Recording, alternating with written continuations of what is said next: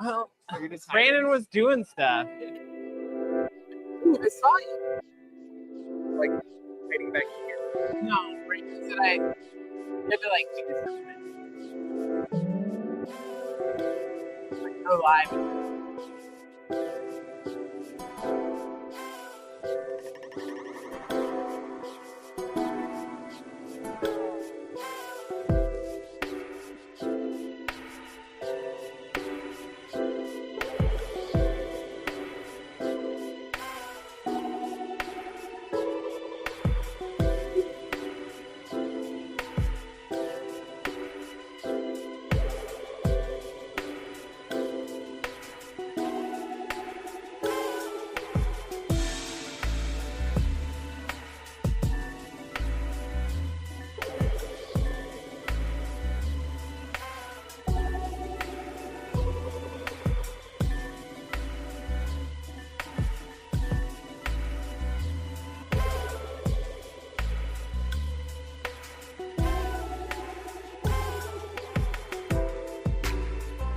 Hello?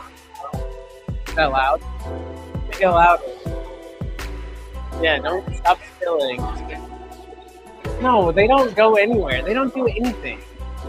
They just hide. It's not. Is it loud? It's not that loud. I can't go over there. Hello. Yeah, that's good. I feel like I'm on a TED Talk now that I don't like it. I kind of like having the thing.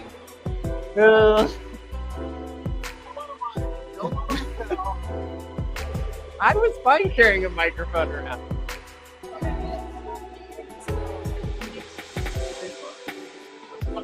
Okay. All right, we're gonna start. I'll just yell because, yeah, there we go. All right, we're gonna start so people can go home and go to sleep and not listen to me talk. Is it echoey? It's kind of echoey. Well, I can't go over there. I can't go over there. You said don't go over there, so I like. Is that good?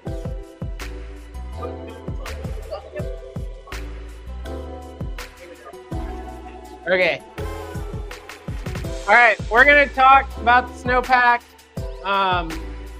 Yay! First, so kind of echoey. We're getting our technology sorted out here. Oh, you're fine. I don't care. It makes it better if you're here. I'm less lonely. So we're gonna start B Street for this year, I guess. And yay! Y'all get to hear me talk. It's been a little while, but yeah, thanks for coming. So for people who haven't been here before, this is one of our things that we do with Ogden Avalanche. It's a 5-week speaker series on Thursday nights. Some other things we do for the community are the weekly update. Brandon records those, and professionals in the Ogden Mountains talk to Brandon on the internet. It's pretty cool. I don't know how it works. I did it once, never doing it again. But anyways, that's some of the other stuff we do. But yeah, we're gonna talk about the Snowpack, and then we'll do the season in review, because that's what I got told to do. So we'll introduce some stuff.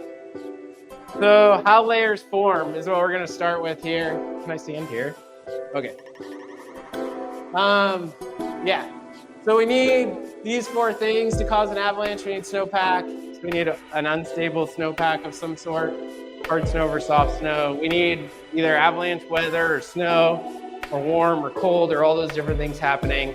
We need the terrain to be steep enough to avalanche, and then we need a trigger, which sometimes is natural, sometimes is us. So avalanches occur from 30 to 45 degrees for slope angles, so that's how steep it is. Black diamond terrain at your ski areas. We're gonna fly through this because then we're gonna talk about the season. So we need avalanche weather, so that can be wind, like I said, snow, warm, cold, rain this year a lot. Yeah, lots of skiing in the rain. And then we need an unstable snowpack, so we need hard snow or strong snow over weak snow or soft snow to trigger an avalanche, because we need to collapse that weak layer, and then the avalanche will slide down the hill. So this is how poor snow forms. This year was a really fun year to look at poor snowpack for a little while until it started raining. But so facets form when we have a shallow snowpack and really cold air temperatures, or just cold air temperatures in general, and that drives faceting.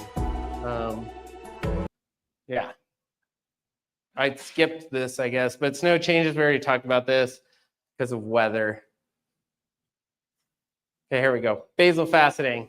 So facets occur when we have a shallow snowpack, cold air temperatures. Snow doesn't like rapid change. So this does happen over a long time though, but so if we have, it's just vapor moving through the snowpack is really all it is. And the snow ends up having more porous space or air in the snowpack because a lot of vapors left the snowpack. And then we add a load on top of that, and that's our slab over the weak layer. And that's like what a whomp or a collapse is that air leaving the snowpack. Yeah. Surface hoar, oh, is this working now? Forms on cold, clear nights, and it's not technically a facet, but it is a persistent weak layer.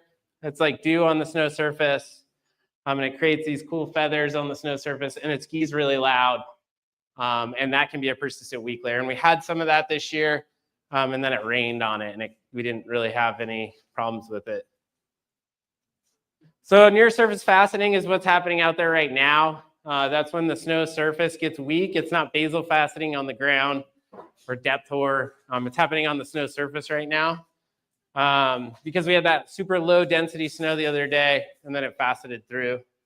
So here's a cool picture from Doug of a stellar dendrite turning into a facet. And that's exactly what's happening out there right now because the snow was so low density that we got the other day. Rounding occurs when we have a really deep snowpack or a deep snowpack in general and warmer air temperatures. So we have less of a temperature gradient within the snowpack. Go out and track the season's conditions so you know where those weak layers are and how to avoid them. So for a slab avalanche, we need hard snow or strong snow over weak snow. That's what a slab avalanche looks like if I don't stand in front of it. It's a big cohesive block of snow sliding down the hill. And then we have loose snow avalanches. So we have loose wet and loose dry avalanches. And they start at one point and fan out as they come down the hill. The Utah Avalanche Center, this is the old logo, sorry. I don't know what year they're on. They will tell you about 6 different avalanche problems where there's 9 avalanche types, so just understanding the difference there. If you go other places, there'll be 9 types of avalanches, and Utah use the 6 problems. And they're new snow, so that could be loose, dry, or storm slab. We have persistent, which is deep, persistent, and persistent. Wet avalanches, which is wet, loose, or wet slabs. Wind slab, cornice fall, and glide avalanches. And then these would be your 9 types.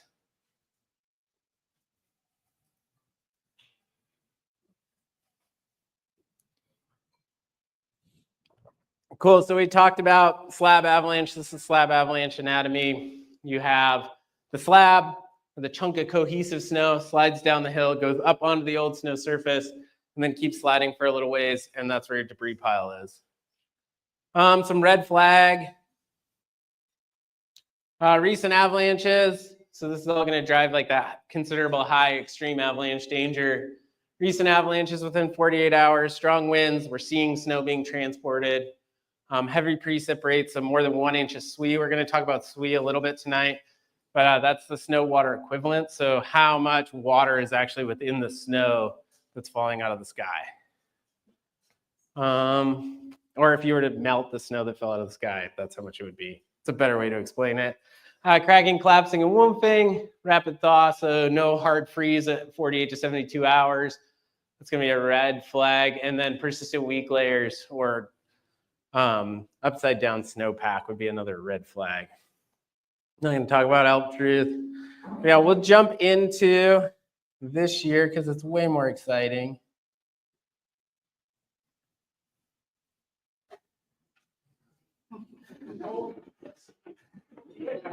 I'll find it. Play from start. Okay, here we go. This is way more fun. I didn't really practice for the other one. I guess I don't practice anything. But so the state of our current snowpack. As we just talked about, cold and shallow is bad for snow and drives faceting. But then this year we got a bunch of rain on top of it, and that kind of made our avalanche conditions not as poor as they would have been if it wouldn't have rained, like it was down south and up north in Logan. So yeah, there we go. So is it even winter? There was like some cool solar flares happening in mid-October, fires imposing in the tundra. It started snowing here around October 15th, I believe. This is what the snow cover was on October 18th. So you can see Ben Lomond on the, yep, it's on the left up there also. The snow basin massif in the middle. And then looking down Ben Lomond from the top, some Doug Weaver photos. But not much snow coverage after our October 15th snow. So a lot of us in the industry would prefer that it like doesn't snow until later, closer to Thanksgiving. So we have a right side up snowpack so we can have more fun. But this snow came in, we tracked it. We're like, oh shoot, if it keeps snowing, it's gonna be bad, or it could be really good if it just keeps snowing. But this all went away. So that was okay. This is looking up at Bailey. So this is the snow coverage early season. No real effect on our avalanche problems moving forward because it all melted. So early November, we stayed high and dry, meaning we were in high pressure, no precipitation. When you hear high and dry, that's what they're saying. Made for like beautiful photos though, you know, like the reservoir was very reflective. Go and drive around, I don't know, fly kites. Oh, you can't hear the audio, that's great. So November 17th or November 15th, it snowed again. Then we all tried to go out and go skiing. I can play that again for you. It's Jesse skiing under Mary's. I know a bunch of the Pall Mall folks were out skiing sundown at the same time, but there was not much snow, as you can see on the snow pit on the left. I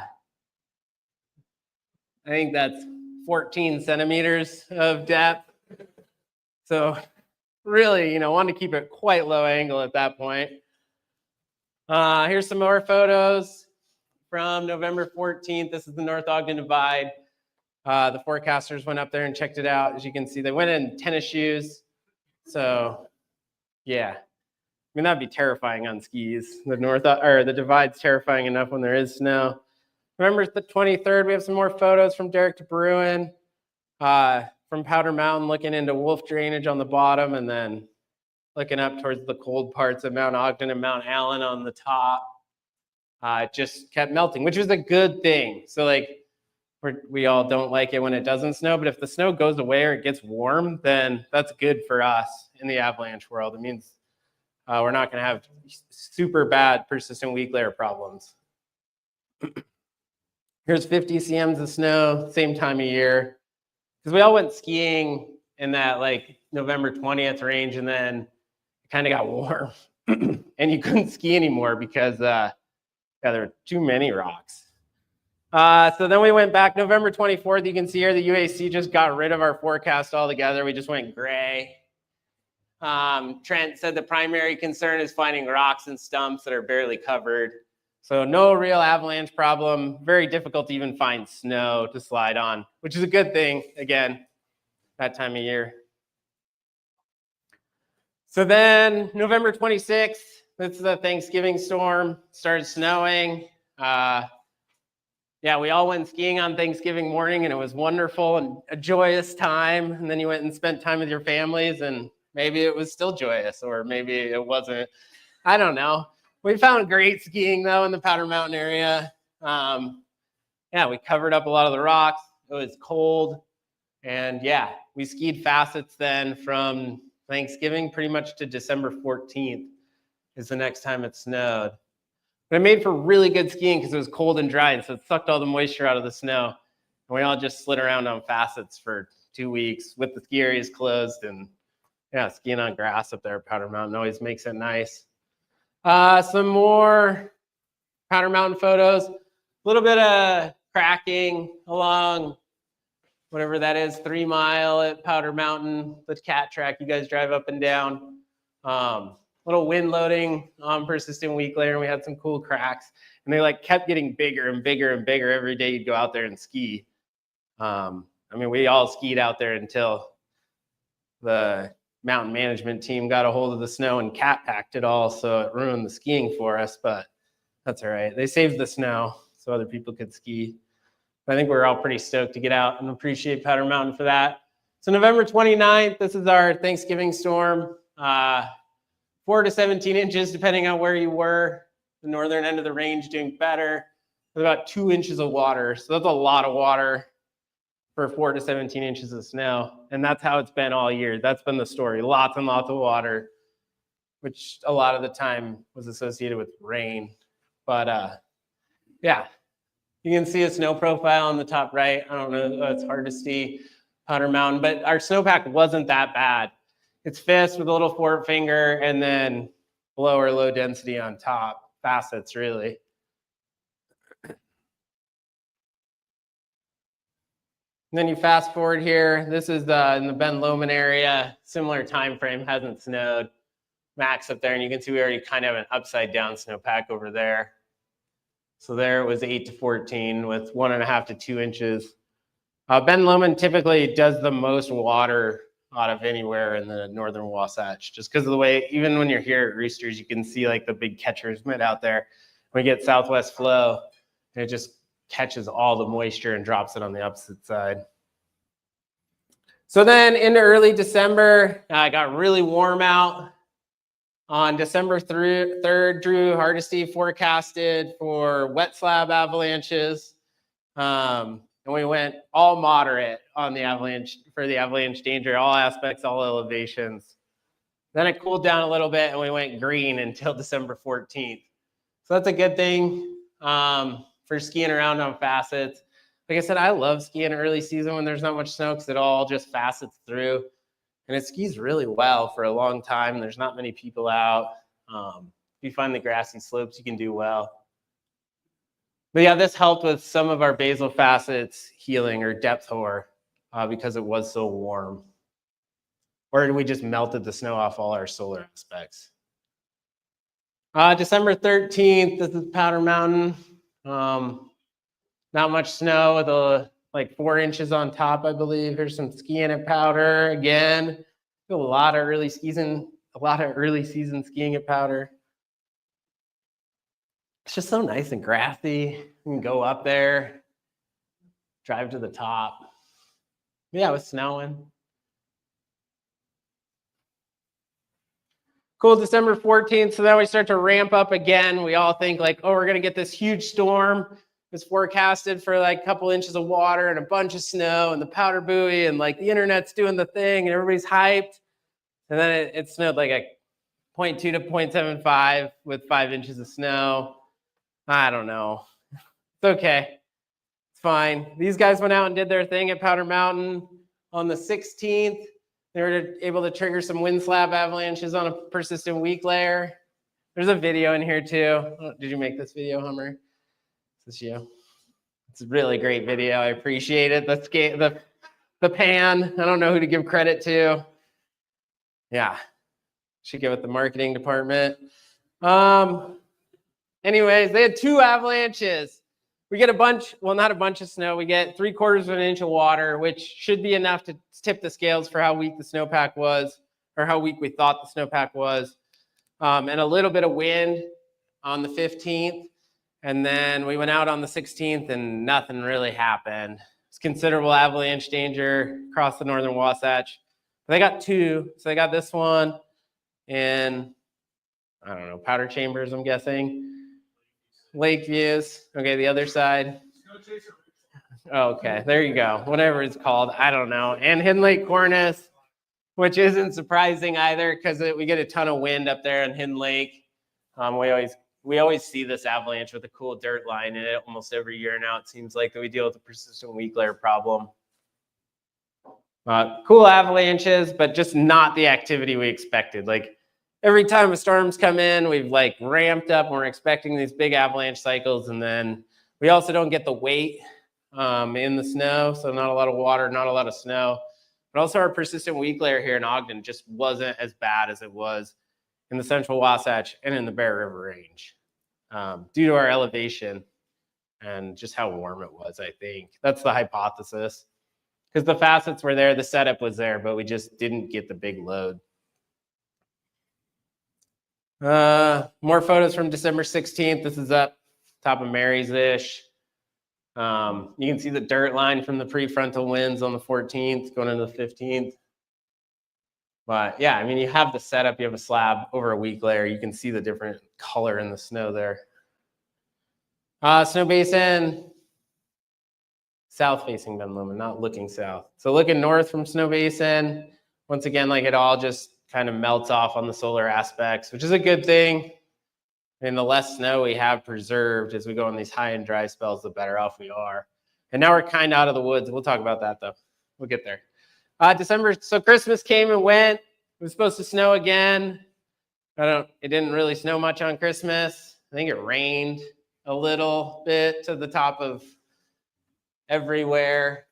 And then it was kind of a weird storm though, because it came in warm, got cold, got warm again, and then finished cold on us. So that was nice. We go considerable at upper elevations for 2 to 4 inches of snow with ½ an inch of water. So once again, just like not that huge punch that we really need to bring the walls down or try to. So I'm going to preface this because I meant to earlier. It seemed like this year was going to be like super exciting avalanches, and then nothing happened. And now we're just all skiing around out there in mid-January and it's faceting through again. But it should have been more exciting than it was. These early high dry years are usually much more exciting. So the 27th, we wake up. We're at an inch and a half of water weight. We go high finally for avalanche danger in the Ogden Mountains. Is it high? I don't know. There's a couple naturals out there. We didn't see like a tremendous amount of natural activity. We saw some human activity, but yeah, it just wasn't as scary as we all thought it was going to be once it started snowing. So 7 to 12 inches, yeah, inch to an inch and a half of water. I gotta point it over here. 28th, we go high, all aspects at upper elevation and on mid elevations on the north side of the compass. Couple of naturals in the Ben Lomond head wall, and some lower down, some cracking, collapsing, and woomping. But it wasn't like that widespread, like thunderous collapsing that we'd expect. So yeah, like was the avalanche danger high? I don't know.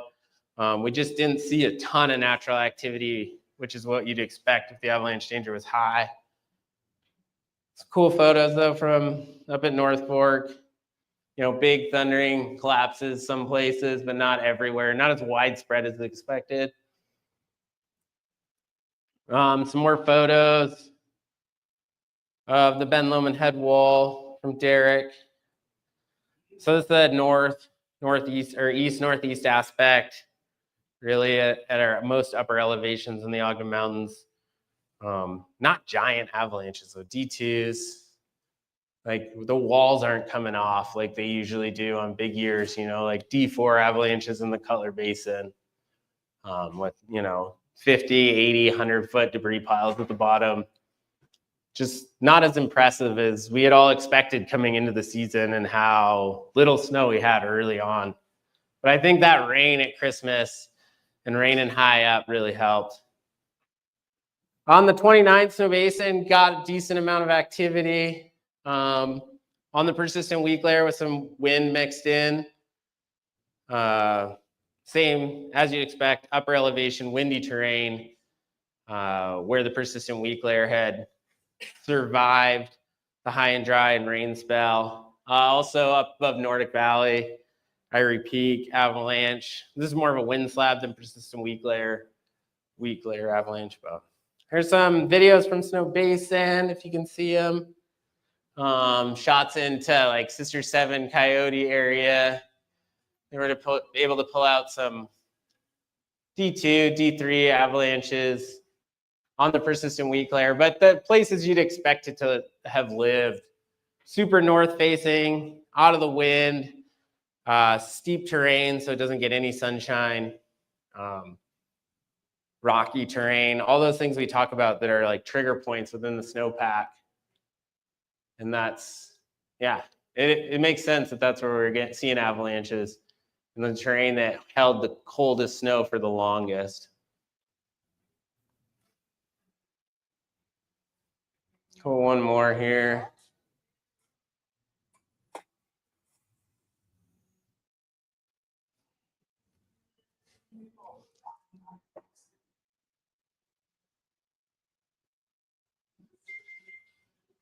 I swear you can see it in a second.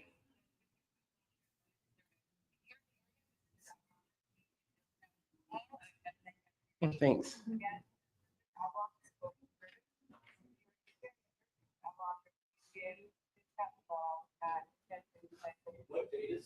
Oh, the 29th.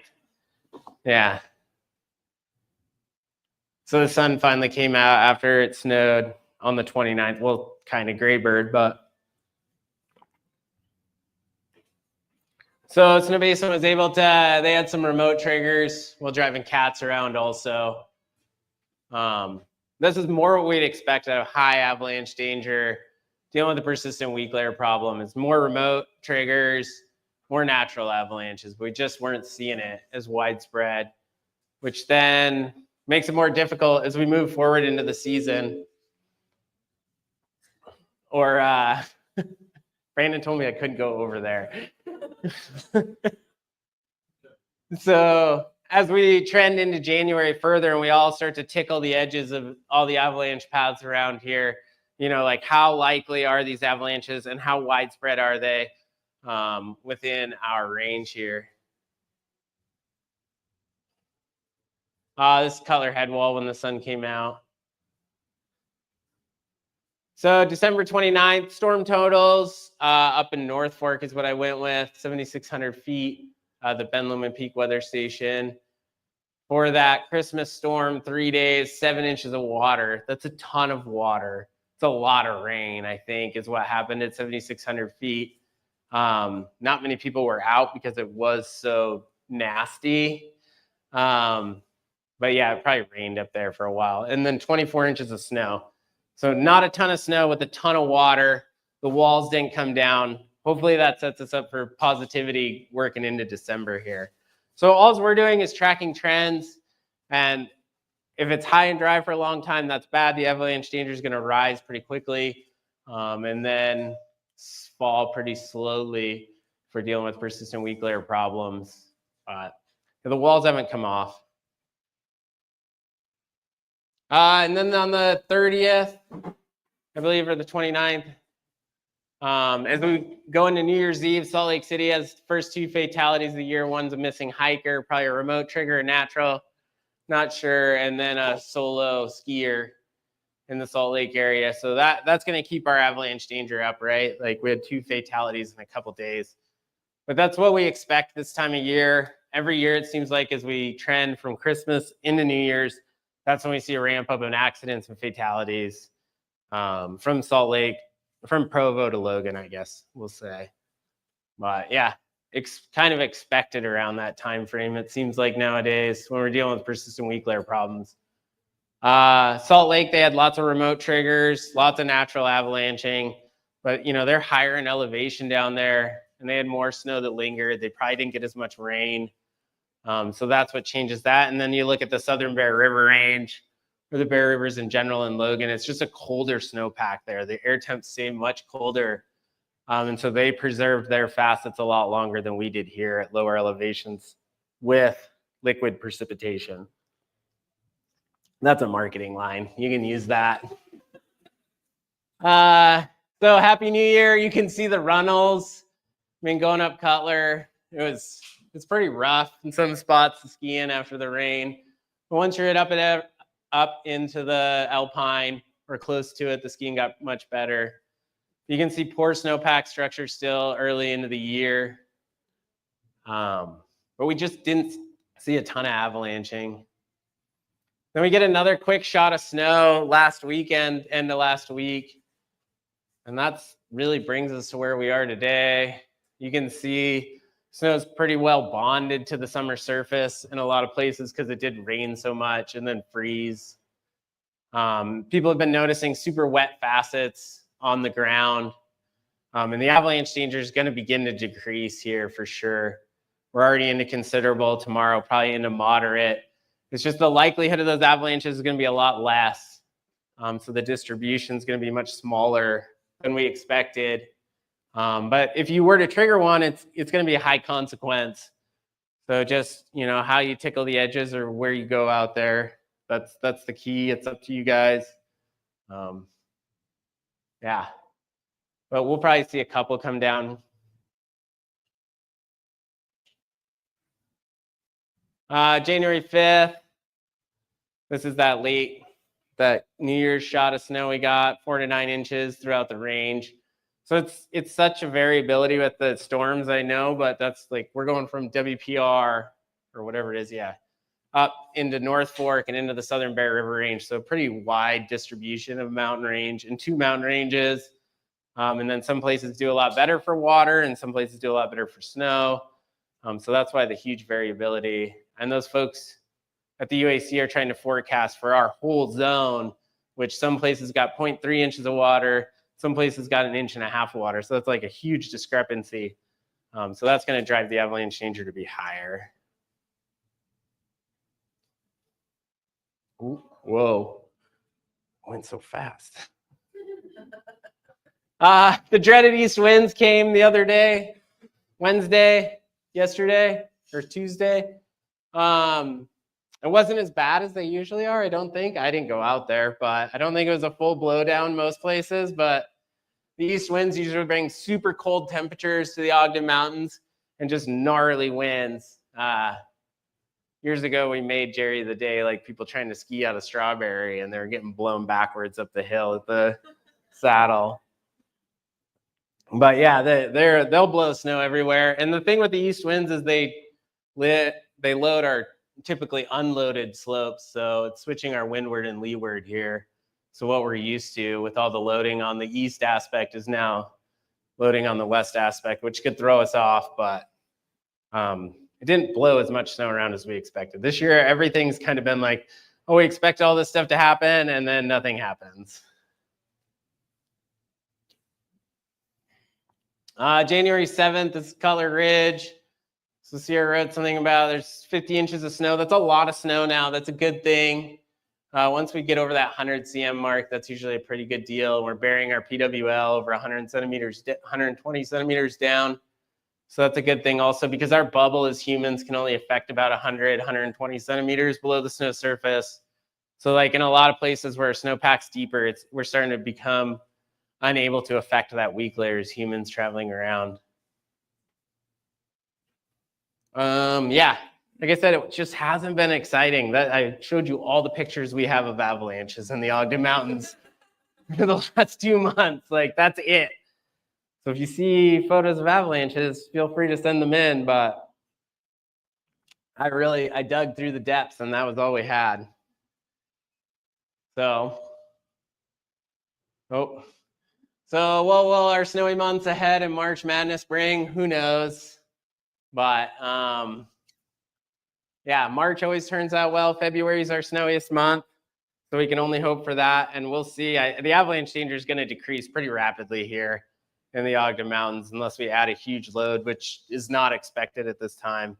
So another quick shot tomorrow, and then back to skiing in the sun, which is fine. It's like beautiful temps, you know, like you don't have to shovel your driveway in town. Like look at the positives. You get to ski around in the rain and the rime. Now I volunteer on-call ski patroller at Nordic Valley, so I'm bumping tower pads. You know, I got to get my work runs in. Yeah.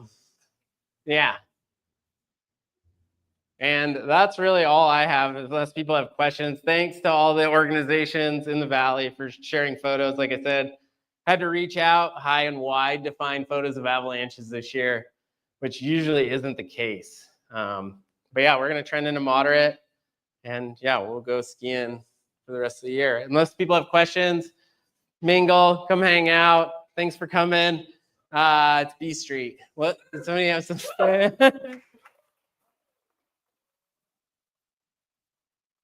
Anybody have questions?